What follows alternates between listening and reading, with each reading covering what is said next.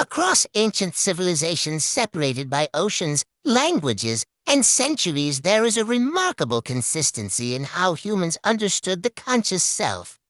Not identical myths or symbols, but the same core insights appearing again and again, like different maps pointing to the same mountain.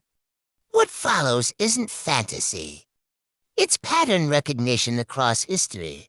The striking consistencies ancient history reveals about the conscious self. 1. The self is not the body. This idea appears everywhere. Ancient Egypt distinguished between the body, the car life force, the BSE personality, consciousness, and the ak or transformed awareness. Hindu Upanishads taught that the Atman true self is not the body or mind, but the witness behind them. Plato described the body as a temporary vessel and the soul as the true knower. Indigenous traditions worldwide speak of a spirit self that observes and survives beyond physical form. Consistency. Ancient people did not identify consciousness as flesh. They identified it as the observer inhabiting flesh. This mirrors the modern realization. I am aware of my thoughts, therefore I am not my thoughts. 2. Awareness can be trained. Ancient cultures agreed on one unsettling idea. Consciousness is plastic, not fixed. Buddhist traditions developed meditation to refine awareness and end suffering. Stoics trained attention, perception, and emotional regulation. Yogic systems mapped stages of consciousness with precision rivaling modern neuroscience. Mystery schools, Egyptian, Greek, Eleusinian, required initiates to undergo mental and perceptual discipline before receiving knowledge. Consistency. The conscious self is not static. It can be sharpened, expanded, disciplined, or dulled. This directly contradicts the modern belief that this is just how I am. 3. Unexamined consciousness equals slavery. This theme is almost universal. Socrates, the unexamined life is not worth living. Buddha, suffering comes from unconscious attachment. Taoism, being ruled by desire creates imbalance. Ancient Hebrew texts, the heart and mind must be guarded, or one becomes lost. Consistency. If you are not aware of your inner world, it will control you. Ancients didn't call it autopilot or subconscious, but they knew exactly what it did. 4. The inner world shapes the outer world. Ancient civilizations did not see consciousness as passive. They believed it was causal. Hermetic teachings, as within, so without. Vedic philosophy, reality reflects perception.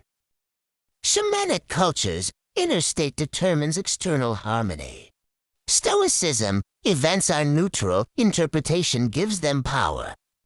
Consistency, your experience of reality is filtered through consciousness.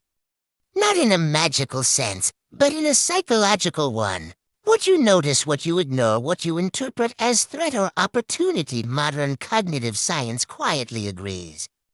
5. There is a higher and lower self. This dual-layered model appears again and again. Plato, rational soul versus appetitive soul. Egypt, lower instincts versus higher spiritual faculties. Christian, flesh versus spirit. Hinduism, ego, self versus true self. Consistency. Humans experience layers of identity.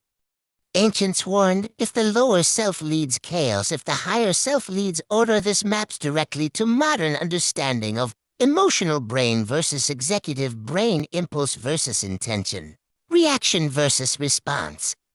6. Silence is the gateway. Almost every ancient wisdom tradition emphasized silence. Not as absence, but as access. Monks withdrew into stillness, shamans fasted and isolated, philosophers walked alone, yogs mastered breath and quietude. Why? Because they observed something crucial. Noise fragments consciousness. Silence reveals it. When stimulation drops, awareness rises. That hasn't changed. 7. Few wake up, most drift. This is the most uncomfortable consistency. Ancient texts repeatedly state that most people live unconsciously. Few seek inner mastery, fewer still complete the journey. Not because it's secret, but because it's demanding. Awareness requires discipline, honesty, responsibility, and stillness, which are traits societies rarely incentivize. The big pattern, and this matters. Across ancient history, the conscious self is consistently described as the observer, not the actor, trainable, not fixed, powerful when disciplined, dangerous when unconscious, liberating when understood. This is not mystical coincidence. It's humanity rediscovering the same truth again and again, then forgetting it again and again. Why this feels hidden today? Because modern life thrives on the capture of attention, money, distraction, speed, external validation, constant stimulation, which is overstimulation, none of which allow deep self-observation. So ancient wisdom now feels exotic, when in reality, it's foundational.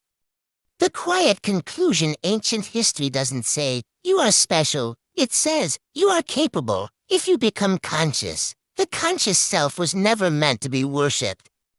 It was meant to be used. And every civilization that understood this left us the same message in different languages. Know yourself or be ruled by what you don't know.